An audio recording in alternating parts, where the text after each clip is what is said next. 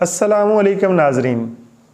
कमज़ोर हो चुके हैं, थक जाते हैं, परेशान हैं, जिस्म दर्द करता है, बीवी से डर लगता है